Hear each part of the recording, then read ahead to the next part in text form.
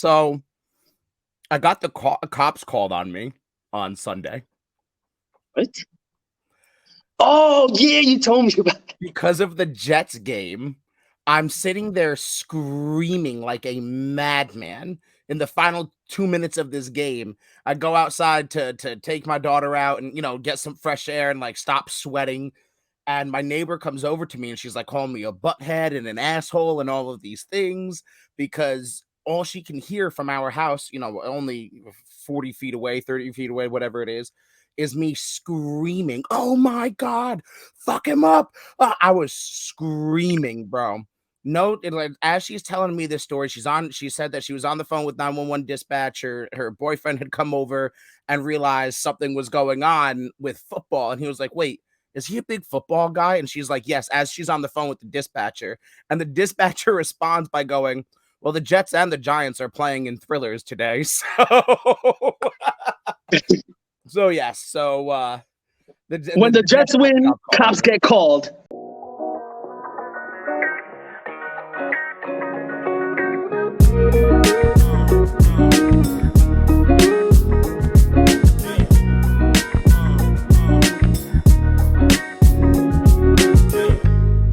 Hello, and welcome to another episode of No. Let's get this right. Pandemonium and breaking down the tape. Pandemonium. It was fucking insane. All of week 2. Like the Jets game was like the perfect, like quintessential game of how week 2 played out for the most part. It was absolute insanity. We've got late game comebacks. We've got all sorts of shit going on. So we're just gonna dive right the fuck into it. Thursday night, Chiefs Chargers. Chargers go to Arrowhead. Chiefs win by 3 in what is this was game. Just first of all, amazing second week of football. Yes, amazing second week of football. Did not fail. I feel like this is one of the most exciting seasons of football already that I've witnessed in 30 years. Probably my favorite week of football. Yeah, for sure. Chargers Chiefs was an amazing game. And I'll say this to start it off. And I said what I said, first one of the day. Chargers winning a blowout. If Herbert didn't make the first error of the game, it was a straight shootout between the quarterbacks. Who was going to crack first? And it just so happened as Justin Herbert is on the 1 fucking yard line, about to go up double digits in scoring, throws a 99-yard pick. Yeah, that was to a rookie of all people. And I mean, he just jumped around. I want to break down that play, though. Picks up that momentum. Big guy to bring down. Again, quick tempo. And picked off at the 1-yard line. That is Watson out in front. Snead to protect him as well. All the way for the touchdown. Talk to me. He was hitting Everett that whole drive. Everett tried to ask to be subbed out that next play because he was done. He was tired. You see him just fucking gasping for air. The next play he stays in, he goes to Everett again. Everett was gassed on that route, wasn't able to even turn around in time, barely even reacted to the defender intercepting the ball. And then when it came to trying to chase down the defender, like he had nothing in him. He was gassed. Yeah. Yeah. And even if he was at full stamina, not often do you get a tight end that's going to chase down a corner. That's just not. It was just bad calling right there. They should have got Everett out the game. They should have checked it to someone else. And Chargers was the first one to cave. It was a fucking matchup, though. Wow. Yeah. He ended up pulling it out, though. Yeah, and like you said, man, I mean, that's a pick 6. You take that away, and even if you don't put a Charger score on the board, you take that pick 6 away, and this game looks completely different. You had Chiefs by 4. I had Chargers by 4. You got it. Almost to the T. And one thing I want to go into real quick, Clyde Edwards-Helaire. The Chiefs are, I mean, look, 8 carries, 74 yards, no touchdowns. Not like crazy, but I mean, it's better than we've seen. He had a long of 52. He was working into the pass game with 44 yards in the air. Clyde Edwards-Helaire is coming back, man. Or he's more of a, I should say. Yes, he's going to be more of a Swiss Army knife too. I feel like without Tyreek there, They're definitely going to spread the ball around a lot more. And Edwards-Helaire is a great receiving back. This offense is going to be a little bit different than the rest of the years. Like, it's going to be a lot more spread out. You're going to see a lot of third and fourth options getting a lot of touches. Which there's nothing wrong with that, because they've got plenty of great third and fourth options to get the. I mean, and that's before you include. I mean, look, you got Sky Moore, Valdez Scantling. You've got Pacheco, Clyde Edwards-Helaire, obviously Travis Kelce. I mean, there's plenty of great fourth and fifth. Juju Smith, which Juju Smith still hasn't even broken out yet. I have him in my lineups in one league, and 2 games in a row has not shown up. And it's kind of rough to try to pick in a KC lineup who's going to get the points that week. Yeah, fantasy wise, don't fuck with any of them. Travis Kelce, unless it's unless it's Travis Kelce, like everyone else is kind of up in the air. Yeah, because you never know. Someone's gonna bust this week. Someone's gonna boom. And it's just because there's a plethora of weapons. This one was rough, man. I wanted the Chargers to take that division win, put them ahead of the Chiefs. But I will say this: I want to re-see this matchup later on in the season in Arrowhead when Keenan Allen is healthy and on the field, because I guarantee you Keenan Allen was the one key difference in this matchup from the Chargers actually keeping the victory in hand. True that. And I mean, it was one thing to be up without Keenan Allen in the game.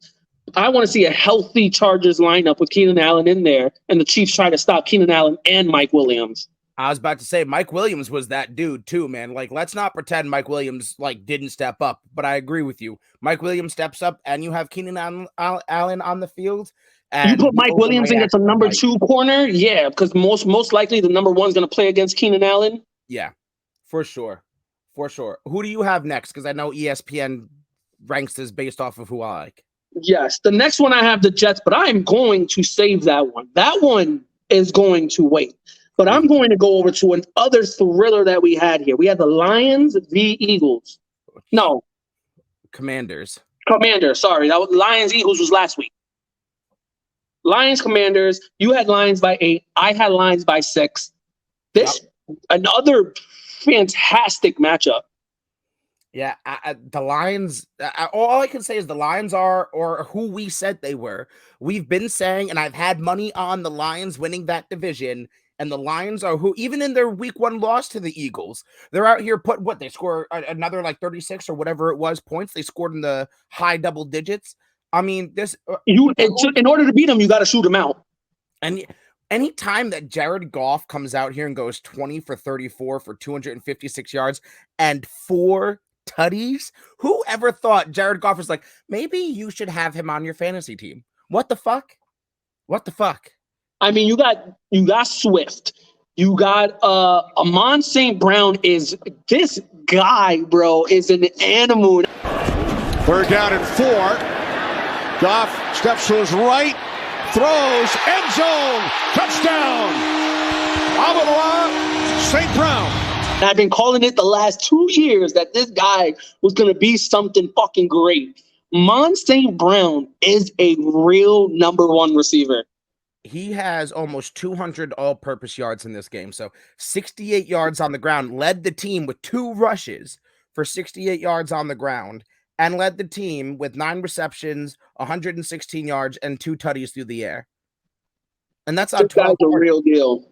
And I'm mad I didn't get – this is the 1 year that I didn't get him on any league. Any of the 5 leagues, I didn't get him.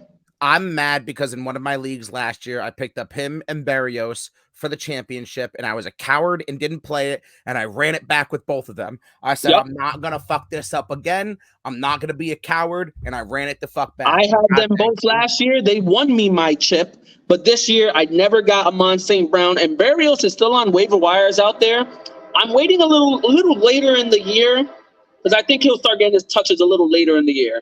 Yeah, no, I definitely – The problem is with Barrios right now, you've got Garrett Wilson exploding. We'll talk about the Jets.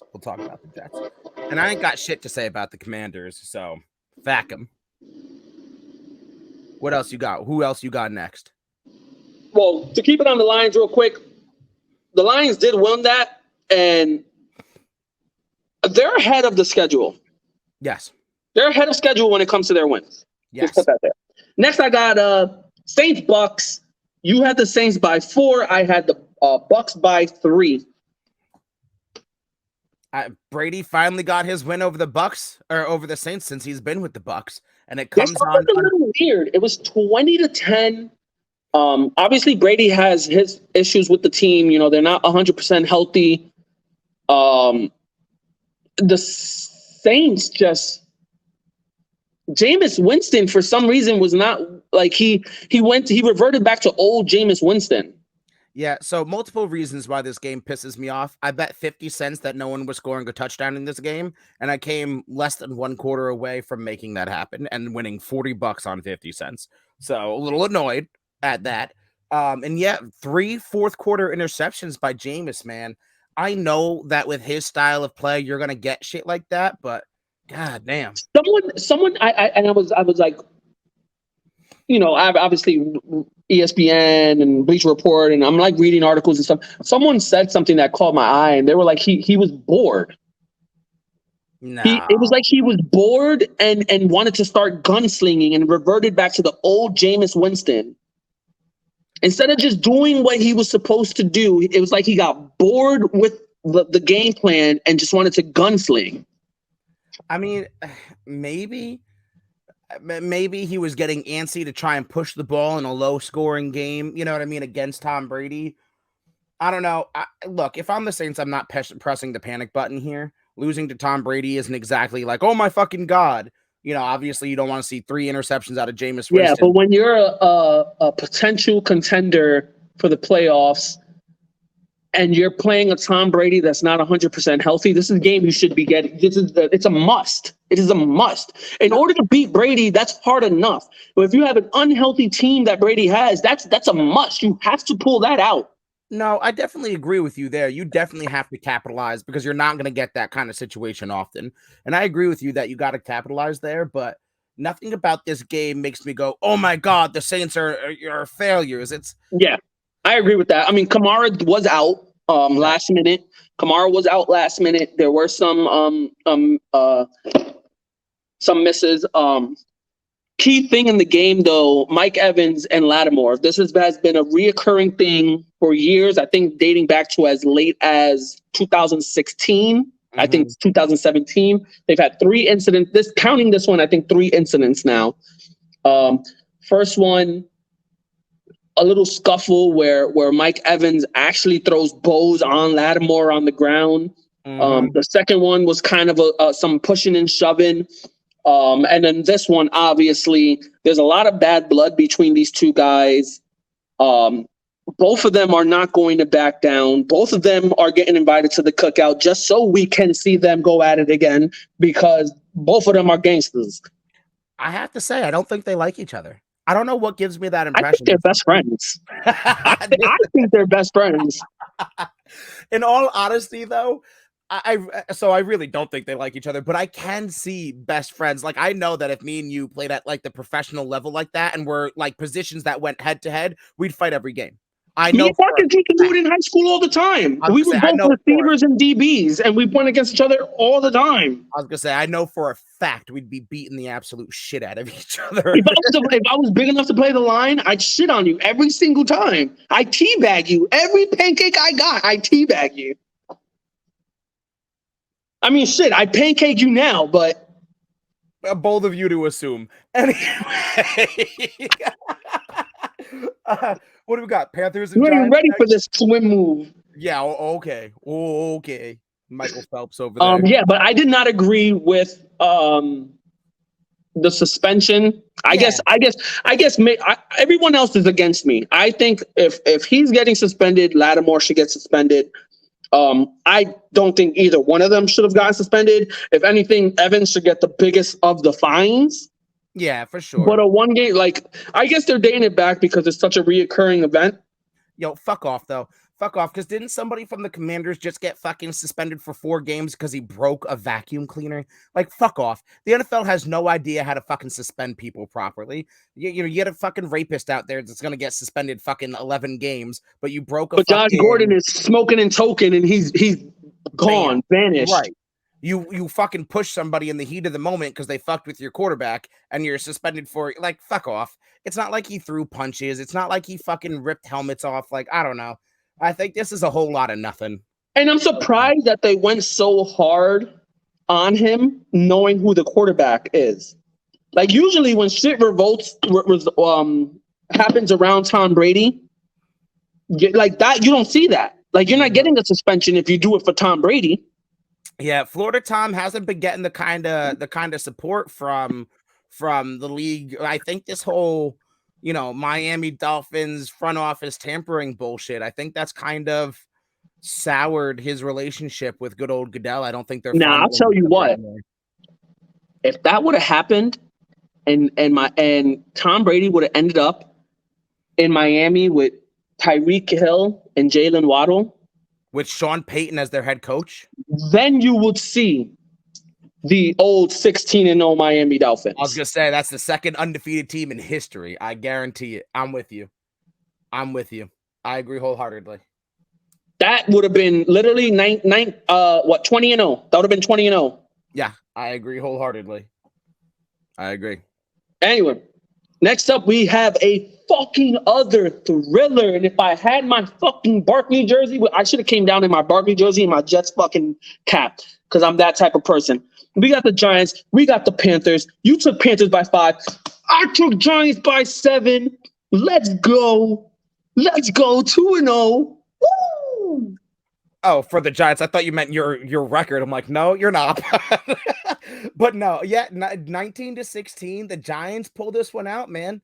Ever since this is the first year that they've had a winning record since that infamous boat picture. And look, it's nothing flashy, but it just goes to show how different this team is with one man who's on the football field, Saquon Barkley, and a capable head coach. Because I guarantee you would not see this if it wasn't Brian Daboll as a head coach. That's true. If it was still same old, no. No, I agree with you. I mean, look, nothing for anybody really jumps off the page here. Nothing at all for anybody. I mean, Barkley had 72 yards rushing, which is nice. Difference is that if you would have added in the touchdown, okay, then you could be like, okay, yeah. But they did what they were supposed to do. The defense held up, and the kickers, it was just a kickers match. Yeah. And you know what? If that's what's going to win you the game, that's what's going to win you the game. You're going to tell me that my defense went out there and stopped CMC and made sure Baker Mayfield didn't hit Robbie Anderson for a long ball? Sure, I'll take that. Yeah, no, I agree with you. I agree with you wholeheartedly. This wasn't a bad game. I just an overall tight ship. And you know what? What more do you want? What more? They're 2-0 in the division. Eagles got them just by points scored. And you know what? Giants are going to Dallas next week. And when we get there, you know who I'm picking. I don't know. I'm kind of back and forth. I'm not going to lie. We'll get there. We'll get there. We'll get there. Next up, we got Pittsburgh. Pittsburgh and who did Pittsburgh play? Patriots. I didn't write who they played. I just wrote our predictions. And who predicted what here? We both took Pittsburgh by 3. Dummies. Dude, we literally had it right, but we bet on the wrong team. Damn. That's what you get for betting against Bill Belichick. A sloppy game. Again, another game where nothing pops out. Defense. I feel like if TJ Watt was in the game, Steelers pull this one out. Yeah, if TJ Watt's in the game, this looks completely different. You know what I mean? Like the Steelers defense didn't really get after anything. And they didn't play a bad game, but they just didn't play a great one. You know, I mean, they allowed Mac Jones for 252 yards, a touchdown. He did throw an interception. They allowed Damian Harris for 71 yards on the ground with 1 touchdown. I mean, shit, they even let Nelson fucking Aguilar get a touchdown. Each team has 2 timeouts remaining. We're down to 30 seconds to go. Jones, step, dials up, deep ball. Oh, what a catch! Nelson Aguilar. You know what I'm saying? Like, dude went fucking 100+ yards, 9 catches, a touch. Aguilar? That's what I'm saying. Who is this guy? Aguilar, who went 6 for 6, 6 targets, 6 receptions on that. Like, you know Like, what I mean? So, not that they played a terrible game, but like, you didn't play a great one. This is like your standard Bill Belichick game. We're not going to score a lot. We're going to keep this nice and simple, and we're just going to win. Period. Pittsburgh should have had that, but New England needed that W after moving so badly to Miami. True that. Next up, we got Indy versus Jags, and you took Indy by 14. I took Indy by 8. This was just what has happened to Indy? What the fuck? To Jacksonville, 24-0. I still don't understand what I saw. Fucking Matt Ryan throws 3 interceptions. No, I don't care about that. They lost to Jacksonville. I could deal with Matt Ryan throwing 3 interceptions, but to Jacksonville. The number 1 team in that division right now is Jacksonville at 1-1. What is this, fucking 2012? This is insane. This is insane. There's just no Jonathan way. Taylor has been MIA. That offensive line has not been what it was last year. Defense, like, what the hell are you doing, the defense? Like, what the fuck is happening? Yeah, you went out there and got Stephon Gilmore for what? You know what I mean? Like, what do I don't know. I don't know. I don't know what the fuck to tell you. They better flip this shit around. I'm already trying to find a better defense for next week. I got to get rid of the Colts defense. I dropped them in all the leagues that I have. I fucking fuck you. I dropped them. I don't even care what I get. I'd rather put no defense out on the fucking field and score 0 that you got way. Christian Kirk out here. I was giving him hella shit about being a number 1 receiver. He's out here balling the last 2 weeks. Yeah, no, I've got nothing to fucking say to you on this. I will refuse, by the way, for all of you. Oh, you said Jacksonville sucks. They do. Trevor Lawrence still sucks, but I don't know what the fuck happened with the Colts. I did lose my bet to Wild, though. $10. Trey Lance throws more touchdowns than Trevor Lawrence. Oh, brutal. I had to pay that one out. And I was like, not that I like Trey Lance. I just had more faith than him throwing touchdowns than Trevor Lawrence. Trevor only threw 2 of them. Trey Lance very well could have. Yeah, but he goes out there and pulls a Dak. Yeah. Broken ankles. Next, we got Baltimore. Baltimore and Miami. You have Baltimore by 10. I have Baltimore by 4. They had the Baltimore by 10. Like, they had it in the bag. And then they benched their starting corners in the fourth quarter. Okay, first of all, because my cousin did call me out on this. Since we're on the Miami-Baltimore game right now, my cousin, Kuko, nickname, George, I know you listened to the last episode. You hit me up, private messaged me, gave me hella shit for calling him out as a Miami Dolphins fan and calling out Tua and Miami Dolphins. So I am going to give him his respect this week. You got it. Miami went out there and balled out. They are 2-0. I can't say anything too crazy negative, even though I do got negatives about them. You proved me wrong, like right now. Like they are proving me wrong. There's still 15 games of the season, though. Right. But you are, as of right now, proving me wrong, Kuko. You got this one. That's all I got to, and I said the same thing. I've tweeted the same thing. I've said the same thing. Look, he went out there and had Tua went out there and had an amazing game. Threw 6 touchdowns, damn near 500 yards, still threw 2 interceptions, but had an amazing game, right? Really an amazing fourth quarter. He had a mediocre 3 quarters and he had an amazing fourth, but agreed. He had a great game. But Mitch Trubisky has thrown 6 touchdowns in a game. Nick Foles has thrown 7. He is tied with Peyton Manning for 7 touchdowns in a single game. Single great games can happen. Doesn't mean that you take away from it. It's still amazing. He still did it. I can't knock him last week. But there's people that have done it multiple times. For all of you Dolphins fans who want to comment on the YouTube channel and slide into my DMs, you need to do research. Show me your research that you've done that said that they were going to put up 28 points in the fourth quarter. Show me the research that you've done that they were going to. I bet you was real quiet before he started throwing them touchdowns. Mm-hmm. Silent as fuck.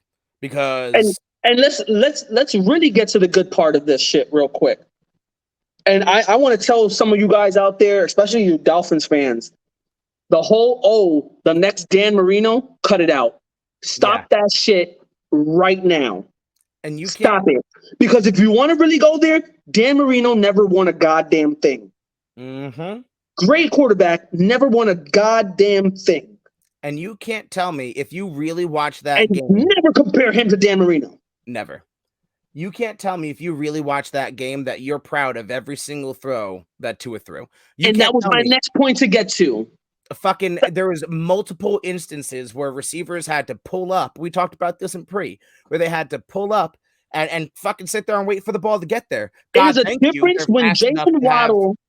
There's a difference between Jalen Waddle and Tyreek Hill being two of the fastest people in the NFL who can get a 10-yard head jump on the DB, and you can underthrow, like Zach said in 7 yards because you already got him beat by 10. So he can let up to catch the ball and then accelerate again, which was what happened on 3 of those 6 touchdowns, maybe even 4.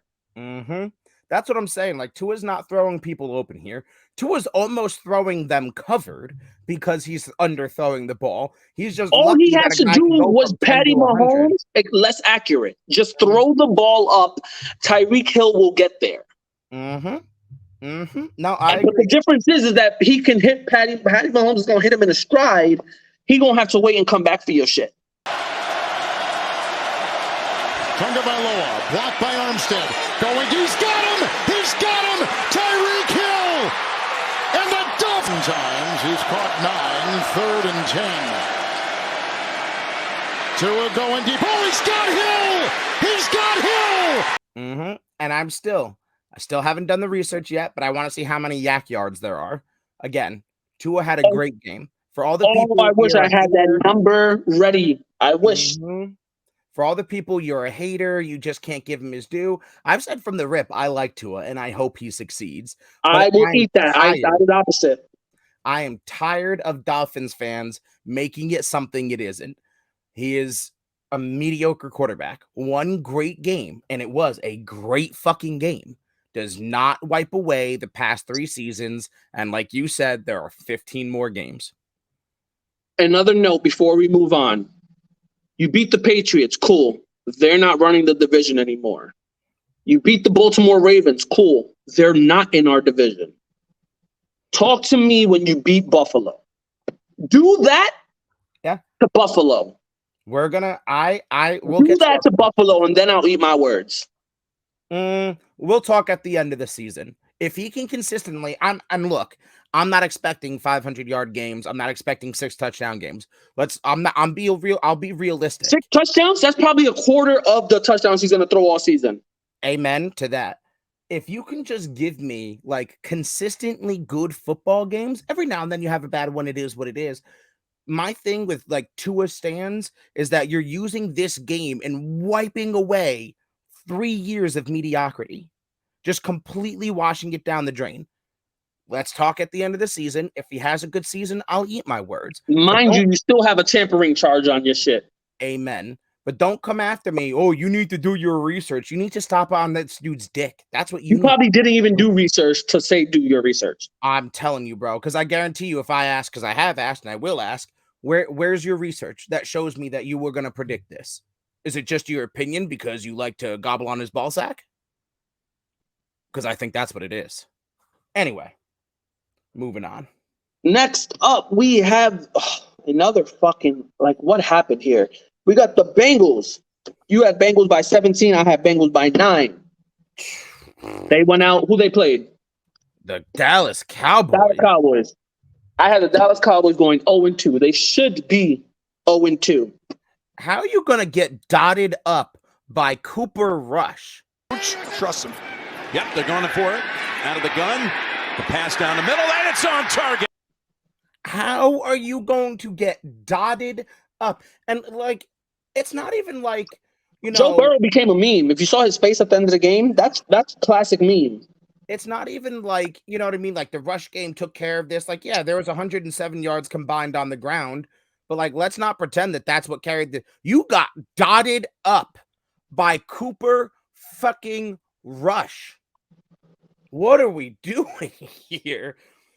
I know the Super Bowl hangovers are a real thing, but holy hell, this is bad. And I think that's what this is. I guess this is the only excuse I can like try to hang my hat on. It's the Super Bowl slump.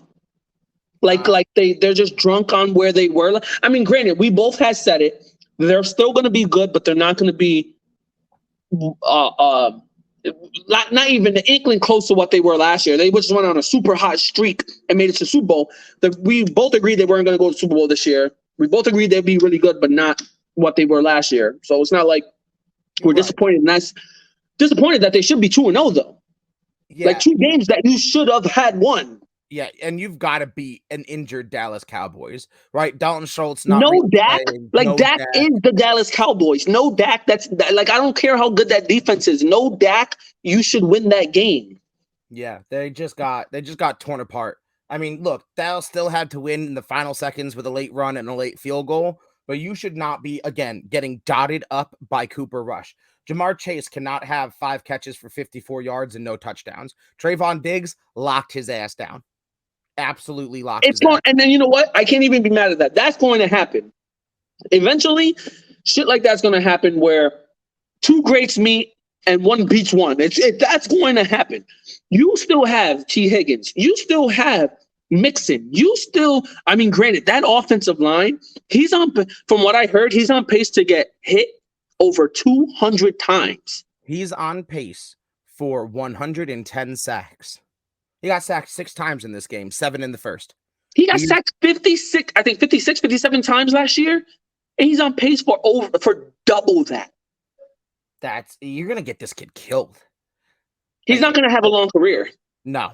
He's going to be Andrew. He's Andrew Luck 2.0. Stole the words right out of my mouth. It's exactly where I was going. Andrew Luck 2.0. You better protect this man.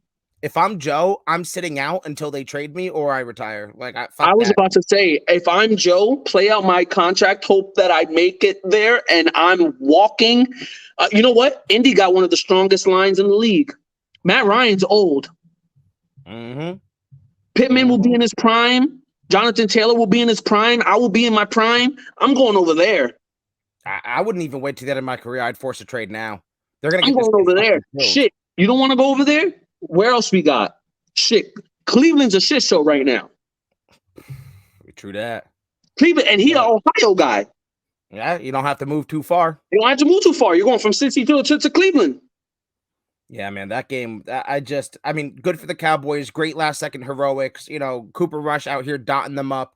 But you cannot have Joe Burrow throwing under 200 yards. You cannot have Jamar Chase. That's why I lose my fantasy leagues. I got Joe Burrow in 3 of the 5 leagues. Dude, I just don't know what the fuck happened. I mean, obviously we do. I mean, the Cowboys got after him, didn't allow him to do anything. Unacceptable. Unfucking acceptable. The Bengals need to do something, bro. This is bad. Like their division, like just like the AFC South. Look at the AFC North right now. Bengals 0-2. Ravens are 1-1, which should have been 0-2 to the Jets. Fucking Steelers are 1-1.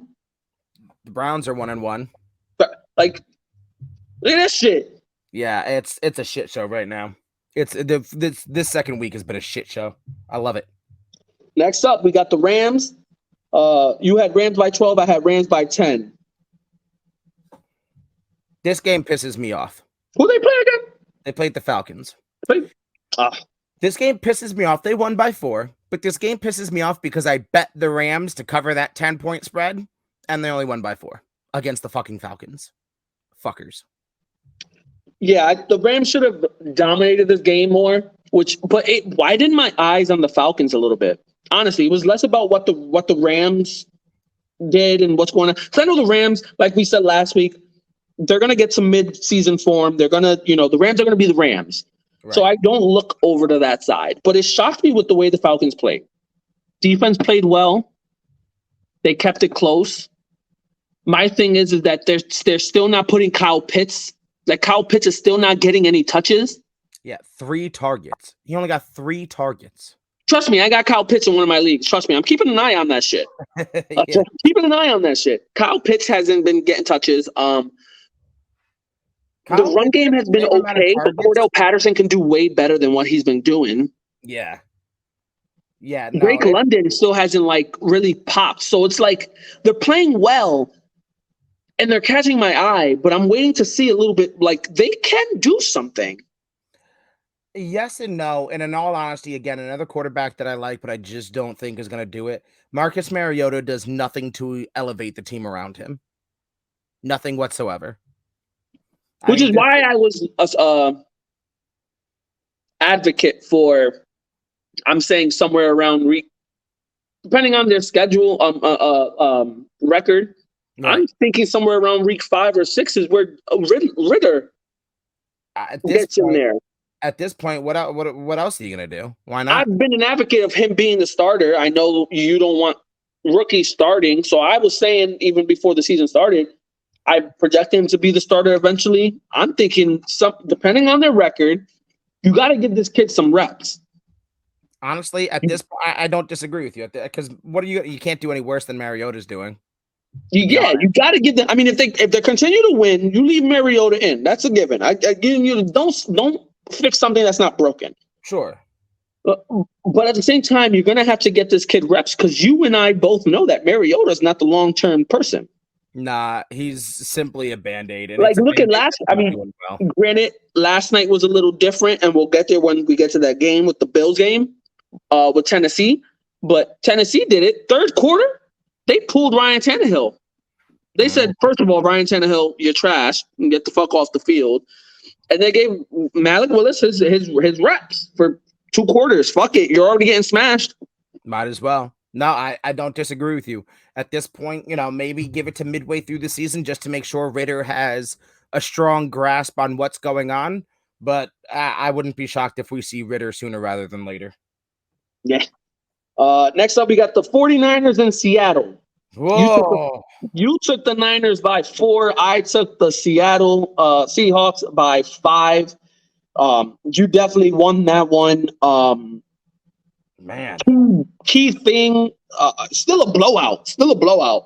But the key thing was Trey Lance, 3 passes in, barely into the first quarter, pulls a DAC, snaps his ankle, surgery, done for the year. Jimmy Garoppolo comes in, torches the Seahawks with the smile on his face. And he stayed. I got a lot to say about this. He stayed extra late to make sure he was signing shit for fans. Did you see that? I don't know. Obviously, we know who loses in this game. It's the Seahawks, but I really don't give a shit about the game because the Seahawks aren't doing anything. But it's this storyline, right? Like, this is the big thing. First of all, before we get too deep, Jeff Wilson Jr., definitely a great replacement for Elijah Mitchell. Went out there, 18 carries, 84 yards. Definitely a bell cow that can handle the touches. But goddamn, I still maintain that the Niners fucked up this situation egregiously. But 100%. they come out crawling face first through shit, smelling like roses because here we go. Jimmy G's the savior. What if Jimmy does well? The minute the ankle said snap, I jumped on and I started calling it on some of the chats that I was in. Jimmy G is going to come out. He is going to torch the NFL, potentially taking the Niners back to the Super Bowl, and then give the big fuck you to the Niners and sign a 4-year deal somewhere else. My question is, especially if he wins the Super Bowl. I was gonna say, if he goes to the Super Bowl, you're giving him a full year of no whiny little bitch who's over fucking privileged. A full year after you just told Jimmy G, first of all, reverse, you played him, you lied to him, you draft his fucking replacement, then you bench him and start his replacement because his replacement is fucking bitching and whining about being the starter. Then he goes down and snaps his ankle. He is going to torch the NFL, the 49ers, book it, might even make it to the Super Bowl, and he's going to throw up the fucking middle fingers and sign a deal somewhere else. And I don't disagree if that happens. My thing is, even if he just makes the playoffs, I don't think it's as serious as going to the Super Bowl. If he just makes the playoffs. No, because he made the playoffs last year. Yeah, but no, I think this is all about getting back to the NFC Championship game and potentially the Super Bowl. If he makes the Super Bowl, win or lose, you say, fuck you, bitch. I think if he makes the playoffs, no matter what, the Niners already have egg on their face. If he makes the playoffs, the Niners are stuck in a shit position because they either got to take the L on Trey Lance and bench him, or you know what I mean. Like they only signed Garoppolo on a 1-year deal. He's a free agent after this. He's walking. The boots are made for walking, and that's just what they'll do. Do you try and re-sign him if you're the Niners, or do you just let him walk for free? If I'm Jimmy G, I'm being the pettiest little bitch. Nope. Fuck you. Suck these nuts. What about a franchise tag? What if they slap him with that shit? They can't. I don't think they can. Why not? They haven't used it on him. He's past the time of. I think after so many years, you can't get franchise tagged as a player. I don't know. I'm not entirely sure. There's weird rules on franchise tags. I want to look into that, but I'm pretty sure after, I want to say it has something to do with your contracts. I think after like 2 or 3 contracts that you had in your, like you can't get franchise tagged. Because I know there's. I'm not 100% sure, but I want to look into that. Yeah, because I know that there's an unrestricted franchise tag and a restricted franchise tag, and they come with weird rules, and I'm not entirely sure. I'll admit that. But I don't know. This is going to be an interesting situation to monitor as the fucking season goes on. Going to, what? Trey. The Trey area is closed. Trey who? This is what I'm saying. This is not an injury where Trey Lance isn't like he might come back. Like, no, you're not going to see him till next year. So that means he's sitting on the sideline moping, and he's going to witness Jimmy G whip his fucking dick out and sling it all over the 100 yards of the field. 100%. Here's my caution to San Francisco's front office. You did this shit with Alex Smith and Colin Kaepernick. You had a proven game manager who could get you where you needed to be, and then you went after the shiny new toy, and it let you down. Which you blackballed. And then you blackballed because it had nothing to do with Colin Kaepernick because he also got there. That was Alex Smith who got most of the season. True. It was half and half. I'll give you that. But you had a proven game manager, and then you went after the shiny new toy. In the end, he didn't pan out. Then you went after the proven game manager, and you traded for Jimmy G, and he got you to where you wanted to be. Twice? And then you went after the shiny new toy. Or once? Once. Twice. NFC Championship twice, Super Bowl once. Okay. But then you went after the shiny new toy, and it's biting you in the ass again. Stay a game managing team. Sometimes that's just who you are. Right? Look at the way Shanahan works. Look at the way he treats his running backs. He's trying to treat his quarterbacks the way he treats his running backs, and you can't do that. If you're going to treat your running backs and your wide receivers that way, that means your quarterback has to be stable. I agree. It's a tough time over there in the not the Trey area, in the Bay area, in the Jimmy area. Now I want to do my cockback. I had Bills. Who did I have in the Super Bowl? I don't remember. We'll have to go back and listen. Bills. I think I had the Bills Rams running it back. I think so. I think it was either Bills Rams or Bills Bucks. I think I might have been Bills Bucks. But I think I might have been Bills Rams running it back. But I want to redo my shit now because the 49ers. People are saying, but their defense isn't the same. But I don't know. Jimmy G runs the offense, and you see it. A completely different, a whole different spectrum in the way Trey Lance was running the shit. 100%. 100%. I think Debo, once he saw him snap his ankle, was like, I got my boy back. I got my boy back. I don't think you're wrong. I swear to God, I swore I saw a smirk on his face at one point where he's like, I got my boy back. A little confetti thrown under the. He was like, you know what? Maybe I will run 100% now. Yeah, maybe I will sign a contract. Maybe I'll stop running at 80%. I'll run. I won't let him tackle me this time. I know I'm gonna outrun the guy. I don't know, man. It's gonna be an interesting situation to monitor moving forward. Next up, we got the Broncos. Who the Broncos play? They got the Texans. Another one that didn't cover the 10 points. I bet you had Broncos by 17. I had Broncos by 12. So obviously 16-9? 16-9. So you were closer on the points, but we both took the W on the win. Yeah. Still not impressed by the Broncos at all. At all. And Houston, I'm actually more impressed with Houston. More impressed with Houston. They played well. I think, did they win last week? Yeah, they no, they tied. They tied the Colts week 1. Yeah, so like I'm more impressed with the way Houston is playing right now. Like you tie the Colts, who are playing like fucking shit right now, in your own division, mind you, and then which gives you even more of a chance to try to win that division because you just tied with someone in your division. And then you go out and you play pretty decent against Broncos. Yeah, I mean, they forced a late game comeback by the Broncos. They were leading going into the fourth quarter, on field goals only. So, I mean, look, this is the kind of game I expected out of the Texans. Like, I wouldn't say I'm impressed, but I'm just like, this is what I expected. But the Broncos, I don't know if this is a Russell Wilson thing. Is this a Nathaniel Hackett thing? Is this just trying to figure it out thing? I don't know. I see a lot of blame on Nathaniel Hackett. And they're saying like originally, obviously he wanted Aaron Rodgers there and couldn't get him. But yeah, I just don't know. I never liked Russell Wilson in Denver. I mean, I never put Russell on the pedestal that a lot of people put him on, but 14 for 31. And you can't blame the receivers. And this is where I say you cannot blame the receivers because last year, Courtland Sutton did fine with who he had.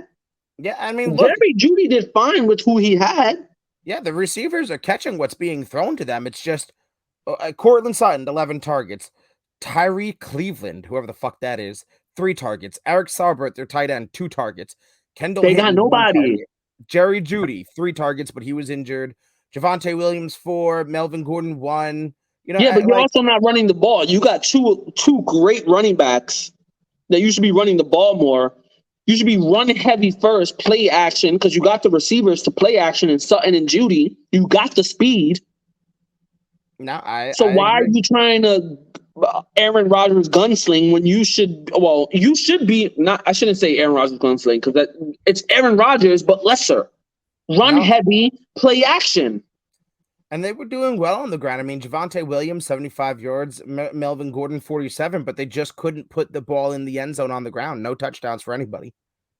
And when I say Aaron Rodgers, but lesser, it's because I put Aaron Rodgers better than Russell Wilson. Not that the teams are equal. No. I knew what you meant. But no, I don't know. Yeah, they got the win, but to win by 7 against the Texans. Like I said, I'm more impressed with the Texans putting up a fight than Denver winning. Yeah, I agree. You shouldn't have to beat the Texans in a fourth quarter touchdown in order to push past them. It just shouldn't be what's happening. Especially after you just let Seattle do what they did to you. Yeah, I'm saying. You'd think you'd come back for the revenge game, and then you put up this barn burner. You put up the same amount of points you did last week. Yeah, exactly. I'm not impressed by the Broncos, and if I'm a Denver fan, I'm a little bit worried. Yeah. Next up, I got the Raiders. The Raiders. You said Raiders by 5. I said Raiders by 8. This was a very, very upsetting game. How are you up 20-0 going into the fourth quarter on the Cardinals, and you let the dude that does not study come back and beat you? I don't even know. Yeah, I don't even know what to say. And you didn't score anymore. You mean you got Devontae Adams and you don't score again? Yeah, they were up 23-7 at the end of the third quarter, and you wind up losing 29-3. What are we doing? How do you let Kyler Murray pull those late game antics? And that's exactly what happened. Is he that little run where he's like on the 10-yard line and he ran for like 89 yards before running for the 2 yards that he actually needed to score? Unacceptable. Yeah. Unacceptable. Dude, Max Crosby. Next day, practice, next day, everyone's job is on the line. Everyone's job is on the line. You do not let that happen. Max Crosby just signed like this big extension, DN for the Raiders, just signed this big extension, had a hell of a season last season, got shook off on that very run that you just talked about, got shook off by 5'0", 208 ounces, fucking Kyler Murray. What? You got shook off by what? My boy, you need to be in the weight room and stop worrying about your tattoos. Yeah, like, what are you doing? Come on. This was a bad, like, you take the L in week 1 already in a key division matchup against the Chargers. Then you come out against the Cardinals where you did exactly what you're supposed to do. You fucking mollywopped them for 3 quarters. Mm-hmm. And Hunter Renfrow, man, I like Hunter Renfrow, but this is his fault. The defense stops them in overtime. The Raiders get the ball back. They're moving down the field. Hunter Renfrow fumbles, gets the fumble back. Okay. Like 2 plays later, fumbles again, return for the touchdown. And that's how they lose. 2nd and 10, quick pass outside, and that is complete. That is Moreau, and Moreau fighting for yardage. The ball is loose again. Picked up by the Cardinals. This is Byron Murphy to the end zone for the touchdown and the win. What? Get some stick-em, bro. Take the fine. But don't. First of all, why isn't Darren Waller getting more touches? Why isn't Devontae? Do you see Devontae Adams' stats? Please. 2 receptions, 12 yards, 1 touchdown on 7 targets. You got clamped by the Cardinals? Who's their number 1 DB? I think it's Buda Baker, Peter. Safety. Yeah, but he's not playing. He's not playing on Adams. That's what I'm saying. Like, your safety is your best DB, and you got clamped. Do they still got Peterson? No. Nope. I mean, who the fuck is clamping him down? I mean, maybe Byron Murphy was on him. I haven't watched the game. Byron Murphy is the one who scored the game-winning touchdown. But this is you 7 targets. That's it, and only 2. Like, that's wild. I was upset because I got Devontae Adams in one of the leagues too, and I'm like, bro, nothing. Yards? Like, Devontae Adams should be given 10 catches, 150 yards, 47 touchdowns a game. Yeah, in the first quarter. like yeah, you can't be clamped against the Cardinals. Come on. Darren Waller, nothing. I have him in the league too. Nothing. And like you said, I mean, for 3 quarters, you did exactly what we expected this game to be. And then out of nowhere, what? You just forgot? You just wild. Anyway, next up, we got the Bears. We got the Bears in Green Bay. You had Bears by 8. I had Green Bay by 7. I had Bears? You had Bears by 8. I had Green Bay by 7. I feel like you wrote that down wrong. I might have gotten a little ignorant last week. Yep, I wrote that down. Damn. Yeah, Green Bay came out. Aaron Rodgers still owns them. He did exactly what he was supposed to do this game. Run heavy, play action. Russell, learn. Yeah, I mean, 203 yards on the ground. Aaron Jones, 132. A.J. Dillon, 61. Jones capped it off with a touchdown. Exactly what. Now Green Bay needs to come back out and repeat. And the Bears, honestly, I got nothing bad to really say about you. Like I really nothing really bad to say about you. Justin Fields needs to clean up his completions. You know what? He's not very accurate. You know what gets me is he went 7 for 11. You only let Justin Fields throw the ball 11 times? I know he threw the 1 interception, right? And and I get David Montgomery, 15 carries, 122 yards on the ground. He did great, but you're only throwing the ball 11 times, and you expect to win against the Green Bay against anybody. A whole game where your quarterback is just handing off. Like, I'd be tight. Yeah, I don't get the game plan here. Like, I get when Bill Belichick did it because that was the game plan, but like, I'd be tight. Bill Belichick did it when there was like 14 feet of snow on the ground and you couldn't see more than 3 inches in front of your face, and the wind was blowing in your direction no matter which way you were facing at 100 miles an hour. Like, there's a little bit of a difference between the 2 games here. Yeah, I think, and look, they lost by 17, made me some money because I bet Packers by 10. But I don't know. I feel like maybe if you kind of take the reins off Justin Fields a little bit, this game might look a little different. And I keep telling this to Christy because Christy, I keep saying this to Christy because Christy actually has Justin Fields in the league as a backup for Dak. So she plugged him in, but picked up Winston. She had plugged in Winston to play, thinking he wouldn't throw those 4 interceptions. Right. But she also had I'm like, it's not bad to hold on to Justin Fields if you want to throw him in and have him as your backup. But like, he needs to throw more passes. They need to give him more. Like, he's obviously completing most of his passes. The thing is like, he tries to take those chances and he throws the pick, but then you stop letting him throw the ball once he throws that pick. Yeah, you can't be letting you're like, this is your franchise guy and you're treating him like. So you're telling me he goes 6 for 10. He throws a pick, you let him throw one more pass, and then you don't let him throw the ball no more. Yeah, no, that's insane to me, especially when Green Bay jumped up by the lead that they did. I mean, they went up 21 points in the second quarter. They scored 21 in the second quarter alone, and you just, nope, we're not going to try and match them at all. Like, I understand wanting to stay with your game plan, right? This is, I get it, but they did what the Jets did last week. They ran away. Instead of running away from the run game, they ran away from the pass game. Yep. Yeah, I don't get it. When you're down by fucking however many points that was, 17. You're down by 17 points and you just, nope, then we're not gonna let them go. We got obviously the Bills-Tennessee game, and the Bills keep showing why they're Super Bowl favorites, not missing a beat, destroying the number 1 AFC seed from last year, the Tennessee Titans. Obviously, Tennessee Titans are not what they used to be. They have no receiving game. Ryan Tannehill is fucking decimated. Derrick Henry can't run the ball because there's no one to throw the ball to. Look, man, I know that Jackie, you're gonna hate me. You're gonna hate this segment because you listen and you're a Titans fan. But look, we said what we said 2 weeks ago. We said what we said last week, and here we are saying the same shit. If you stop Derrick Henry and you force Ryan Tannehill to throw the ball, you are not good. You got mad, because you don't even have to stop him. You just keep him out of the end zone. Let him get as many yards as you want. Keep him out of the end zone. And Ryan Tannehill, you can shut down.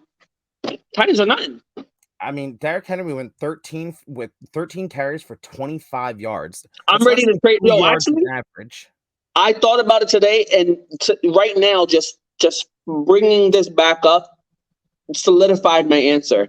He's going on the trading block. I have him in the degenerate. Oh, okay. And I thought you were talking about in NFL. I'm like, what? No, I have him in degenerates. He's going on the trading block. No, I don't blame you. I just, because all you have, this is a very simple game plan playing the Titans. 8 men in the box. That's it. You win. Done. Traylon Burks showing spurts. I see it. He's showing spurts. He all that hoopla from the preseason and the OTAs and stuff. A bunch of fucking shit talk because people didn't know what to talk because there was nothing to talk about in football. He can be a number 1. I keep saying it. Ryan Tannehill is done. Done. Yeah. That elite Titans team is no longer. The Titans are done. You're in a slight rebuild. Malik Willis, Traylon Burks, Derrick Henry, eventually you got to replace because he's done too. He got maybe 2 more good seasons in him. Yeah, this is honestly, I'm a huge run the ball defense kind of person. So I'm especially after the last 3 years of him getting beat up so much, he's going to break down so much faster, Derrick Henry. So he'll be productive the rest of his career and give you, but he's not a number 1. He's not a bruiser of taking all these reps anymore. Yeah, I think we are, last year was the peak and we're on the downswing. And when you're on the downswing of such a great running back and you don't 11 for 20 and 117 yards with 2 interceptions is your quarterback. And last week, who did Tennessee play? Because you can't even give them an excuse for last week either. They played the Giants. Exactly, and the Giants shut him down. Ty Crowder put Henry on his fucking ass. Took him off planet Earth, yeah. No, look, the Titans, it's panic time. You said it before, and I'm sure you're going to say it again, but Malik Willis gets the start before long. Ryan Tannehill is going to get benched if he keeps playing like this. I mean, he already did. He got benched in the game. You're down 41-7. They're like, yo, in the early third quarter, like, yo, bro, get the fuck off the field now. Just get off the field. You know what? Take the pads off, go into the locker room, start cooling down, because when the game's over and we go in there as a team, we want you out the fucking locker room. Like, don't be there. Yeah, So do all your end game ritual now, so when we get back there, you're fucking waiting in the bus already. Dude, you know it's bad that Malik Willis completed 1 out of 4 passes and had a higher passer rating than Ryan Tannehill. Oh, yeah, they didn't let him throw the ball either. I'm just saying, he completed 1 pass and he had a 39.6 rating, whereas Ryan Tannehill completed 11 out of 20 passes with 2 interceptions for 32.7. And then we got the Eagles-Vikings. You had the Eagles by 7. You don't even want to talk about the Bills? Oh, what, are you just going to gloss over? Oh, I mean, what is there to talk about? I'm just being a dickhead. There's no. I'm about to say, like, what is first? Okay, so you want to talk a little bit about the Bills? Nothing to talk about. Yeah, I mean, you said you said Jay Herbs for MVP, but Josh Allen is playing fantastic. Stephon Diggs is retorching the NFL, taking his previous 2020 number 1 NFL receiver status again. Yeah. 12 receptions on 14 targets, 148 yards, and 3 tutties. He has more than every receiver on the other team. Yeah, yes. He had more receiving yards than the entire Titans offense. That's insanity. It's insanity. There really isn't much to talk about in that place. The Bills are going to the Super Bowl. I feel like you can lock that in pretty much right now. Okay, next. Eagles and Vikings. You had Eagles 7. I had Eagles by 2. Eagles pulled it out in a relatively good blowout. Yeah, and it all happened in the first half. No scoring in the second half by anybody. Kirk Cousins, I've said it before, I'll say it again. Fucking poser. Fucking poser. Kirk Cousins is a fucking poser. If you still think Kirk Cousins is a good quarterback, I definitively know that you know nothing about football. You don't even know what a football is shaped like if you think Kirk Cousins is a good quarterback. So that's the end of that. I mean, the Eagles have a good defense, but Kirk Cousins is an absolute fucking poser. Yeah. The Eagles came out good, strong. Jalen Hurts, he looked really good, but I'm not going to, like, Eagles fans are over here chewing the horn after they just gave him a bunch of shit the year prior. So they're over here like, yeah, he's not that great. And then dick riding him right now after a 2-0 start. So I'm not an Eagles fan. He's looked great, though. He's looked really, really good. The Eagles' offense looks really good. The offensive line is exactly what they're supposed to be. They're giving him time to throw the ball. He's averaging almost 3.5 seconds in the pocket. Yeah, that's wild.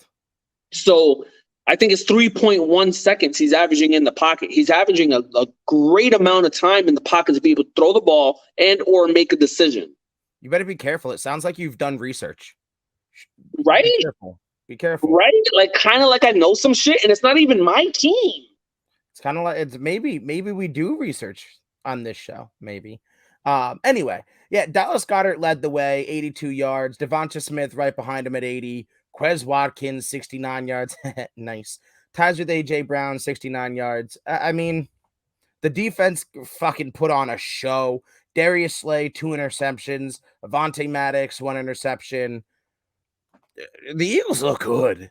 I mean, the defense played well, which is what pretty much dominated the game. And Jalen Hurts did what he had to do in the first half of football, because the second half wasn't great. You didn't throw up any fucking points. Yeah, everybody shit the bed in the second half. But look, I mean, when you go up by 17, do you really need to have the pedal to the floor?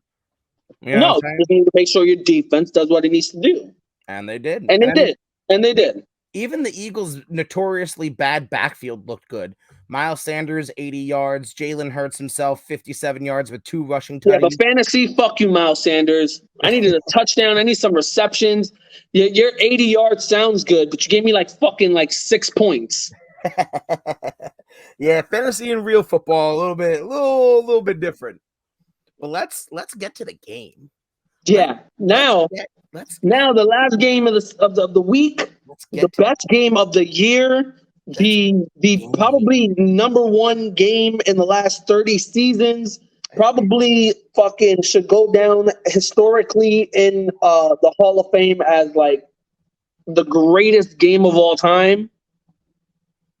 The Jets. The Jets and Browns at that.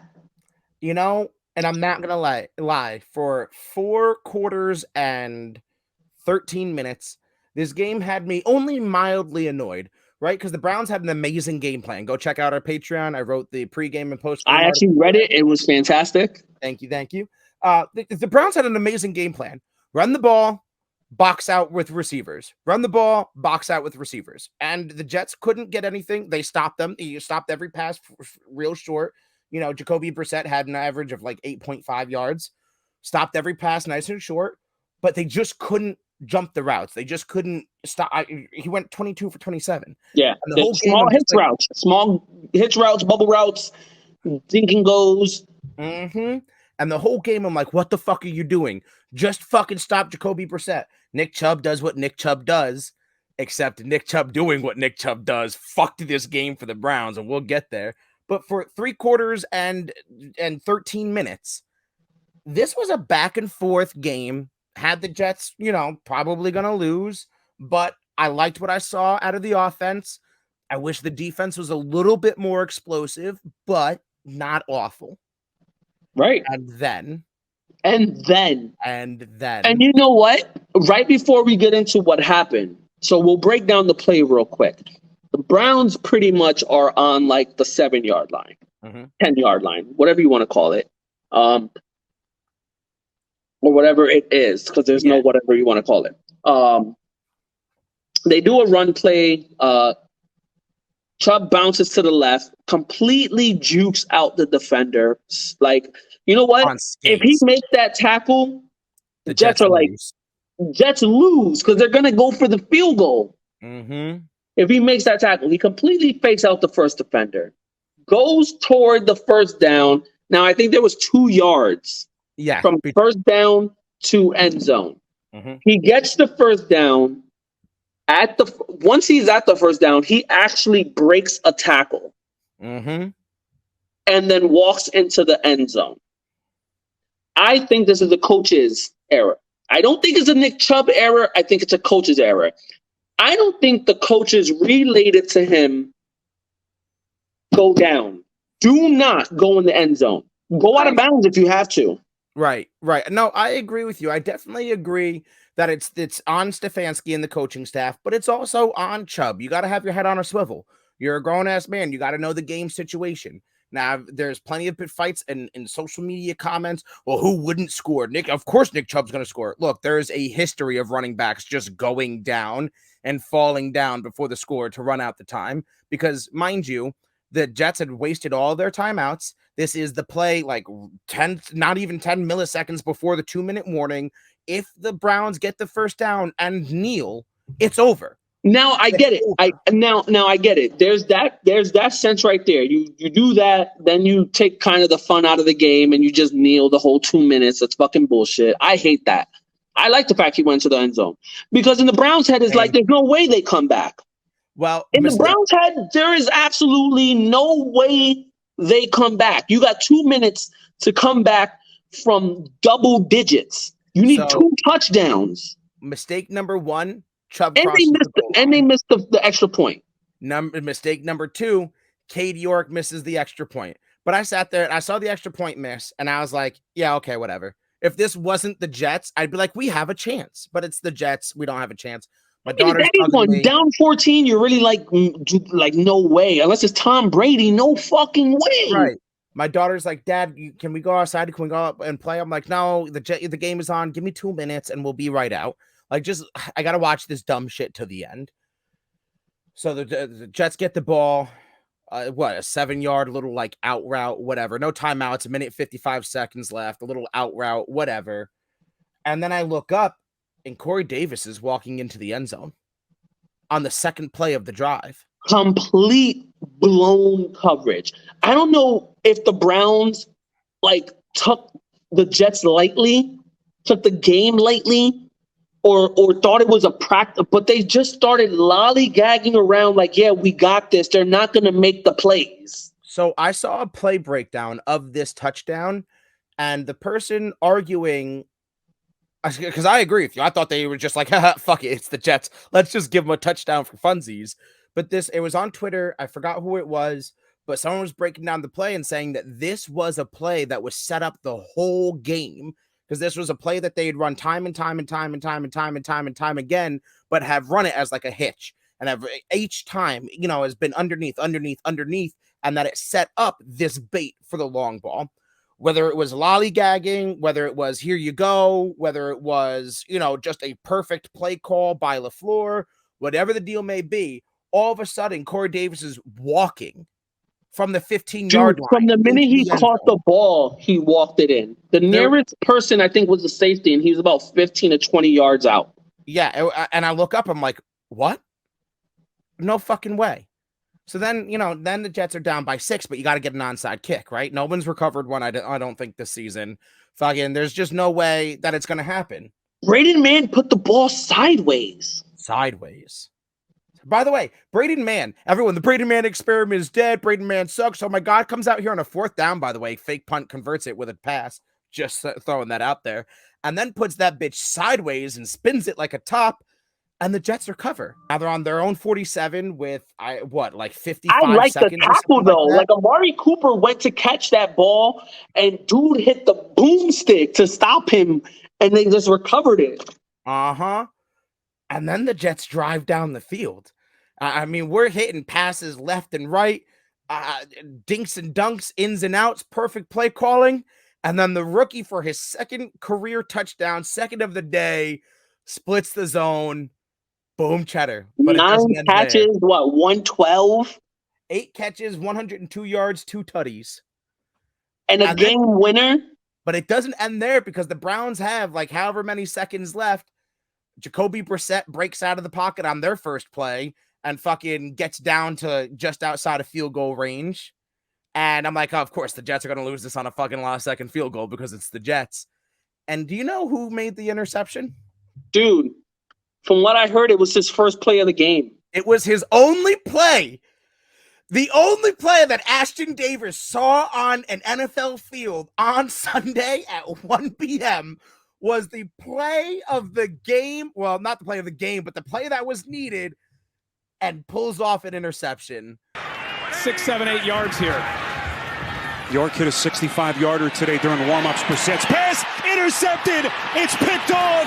Ashton Davis.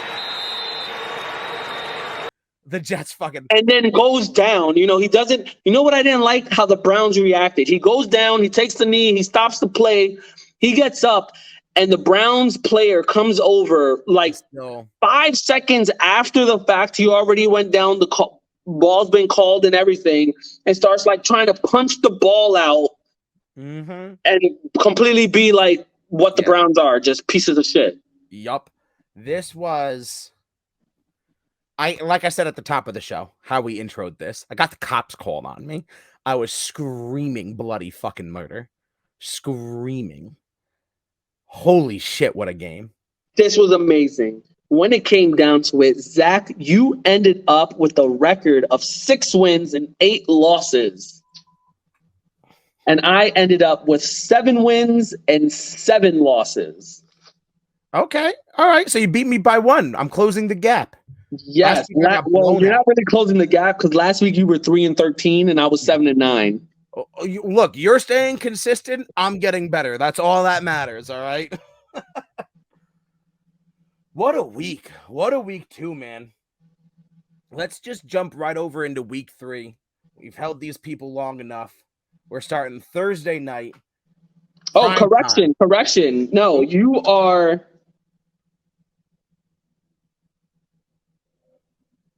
8-8. Sorry. You ended up 8-8 this week. I didn't count the Bills Eagles because I was waiting for the results and I didn't add it in. You are 8-8. I am 9-7. Damn. All right, whatever. I'm getting better. You're staying consistent. That's all that matters. Thursday night, week 3, divisional matchup. We have the Steelers versus the Browns. Cleveland is actually favored by this by 4.5, according to ESPN. You said Cleveland? At home against the Steelers. Cleveland Steelers. I need to get a pen to start writing these bitches down. Cleveland Steelers. I'm going to give it to Cleveland. I'm taking the Steelers here. I've got the Steelers by like 2. No way Mike Tomlin loses to the Browns. No way. I'm going to say Cleveland by 3. I got to write these down because I don't have a pen Who do I on me look right like? now. Write these down so we can get it ready for next week. All right, what do you got? I said Cleveland by 3.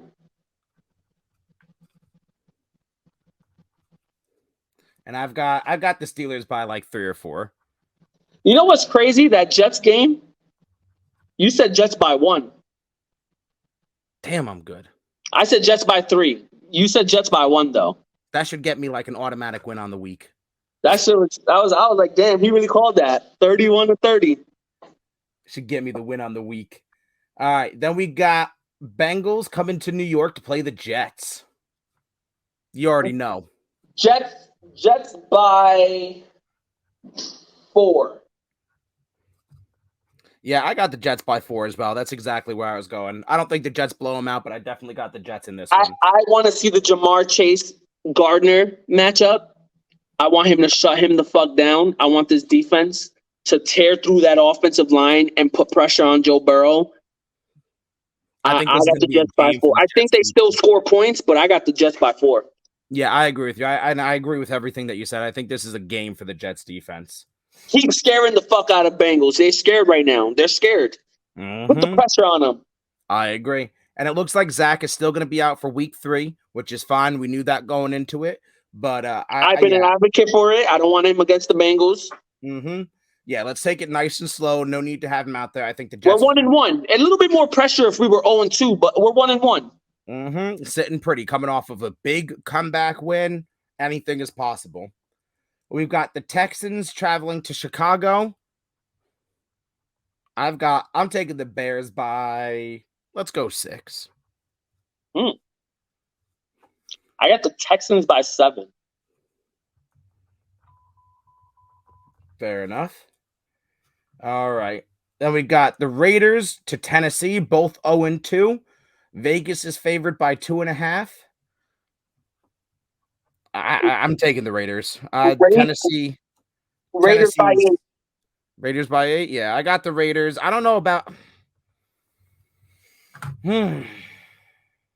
Because of the demise the Raiders gave me this week, I got to give the effort that maybe Derrick Henry and that team will go off. But at the same time, seeing the Tennessee Titans lose so badly the last 2 weeks, I also think the Raiders have enough firepower to win the game. Fair enough. I mean, I've got Raiders by 5. And we've got the Chiefs versus the Colts in Indy. Chiefs are favored by 6.5. I got the Chiefs by 15. I wrote it down before you. I got the Chiefs by 17. But yeah, no, we're on the same page here. The Colts have been disappointing. Yeah, the Colts are gonna get fucking ruined. And we got the big one, Bills Dolphins. That's gonna be a good one. I've already wrote down my answer. I got the Bills by 10. Bills by 10. I got the Bills by...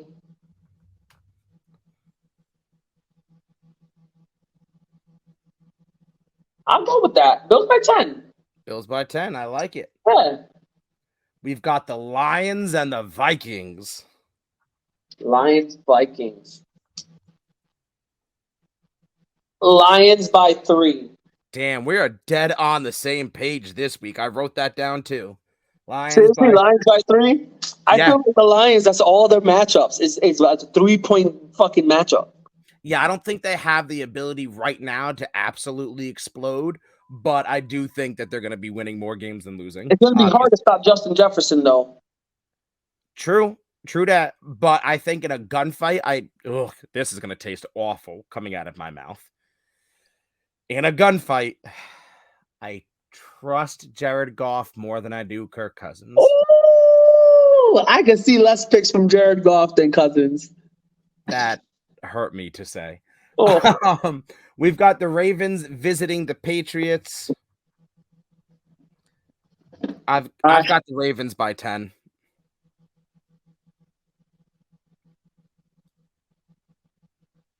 Ravens by 6. Fair enough. We've got another divisional matchup. The Eagles going to Washington to play the Commies. Eagles going to Washington. I got the Eagles by 13. Personally. It's like that. It's like that. I don't know. Washington's been a little bit of surprising. True.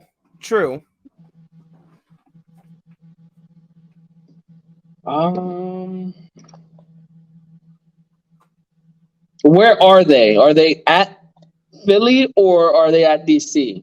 DC.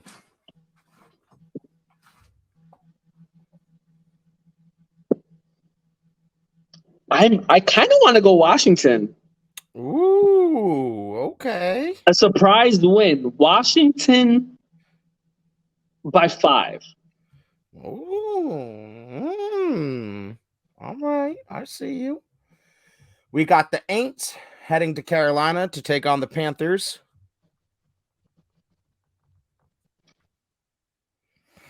I'll take the Saints. What you got? Saints by 6. I put them down by 7. I like it. Then we've got the Jags going to Los Angeles to play the Chargers. We already know who I've got. Jags. I'm not even taking that shit seriously. I've already got Chargers down by your name. Chargers. Justin Herbert might be a game time decision, but even at that, I think the Chargers are going to take that. Chargers by 10. I got the Chargers by 17. No way the fucking Jags are God real. Damn. Yeah, fuck the Jags. They're not real. I'm sorry. Can't convince me.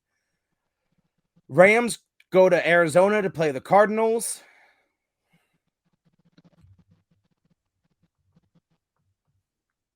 Rams by 9. Ooh, I got the Rams by 2. After, not that I have a lot of faith in the Cardinals, but after last week's shenanigans, anything can happen, and a late Matt Stafford interception might be a thing that occurs. Let's see. We've got the Falcons versus the Seahawks. Damn. I got the Seahawks by 3 in this. Give me the Falcons by 2. Okay. No matter what, I don't think either of these offenses are going to go crazy. Exactly, yeah. I need Kyle Pitts to go off, though. Eventually, he's got to. There's no way he can stay this way forever. And we've got the Packers going to Tampa to play the Bucks.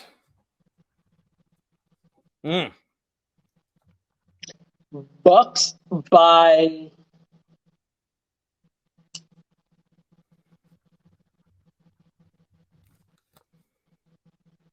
Give me Bucks by 6. So I have the Bucks, and I have yet to write a point because I don't know if it's going to be by 2 or I don't know if it's going to be by 20. This can either be a Packers shit show in which the Tampa defense just goes nuts, or Aaron Rodgers is still Aaron Rodgers. I'm going to put it in the middle. Bucks by 7. Bucks by 7. Okay. And what'd you say? Bucks by 6? Yeah. Okay. Then we got Niners heading to Denver to play the Broncos. Niners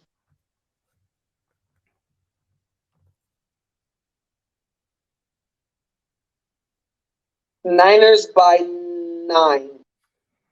I have the Niners by 10. And then we got another NFC East matchup. We got the boys coming to New York on Monday night to play the Giants. I bet You you already take the know who I Cowboys. got in this one. I'm writing down the Cowboys for you. Don't worry. Cut that shit out. That might be your household, but my woman doesn't hold that leash on me. Christy, tell it. Giants. I'm taking the Giants by 5. While the Cowboys impressed me against the Bengals, I think that's more of a Bengals slump than it is a Cowboys win. So I too have the Giants, but I only have the Giants by 1. Giants about to be 3-0, baby. That very well could be. Very well could be. So before we end it, guys, thank you for listening for this long. Hopefully you've done your research and you can intelligently debate with us because we would love to. Just not going to entertain, you should do your research bullshit. But that's all I got, man. I hope week 3 He is said what he said, motherfucker. Stop with your bullshit. We right, you wrong. I hope that week 3 is half the week 2 was. Although I wouldn't mind if the Jets won by 100 and just made because the last week cut 10 years off my life pretty easy. So I wouldn't mind. As long as the Jets win, I'm happy. And I think they can, man. Bengals coming off of 2 bad losses. You know, Joe Flacco, elite. Garrett Wilson is being everything that we want. I still need Joe Flacco to play well enough, though, because I have him in fantasy. No, that's what I'm saying. I think he will. But, man, that's all I got. Everybody, you already know the drill. TikTok, Twitter, the whole fucking night. I'm not going to repeat it. It's up there if you're watching it. If you're not watching and you're listening, just fucking Google me, Chuck. That's it. We said what we said.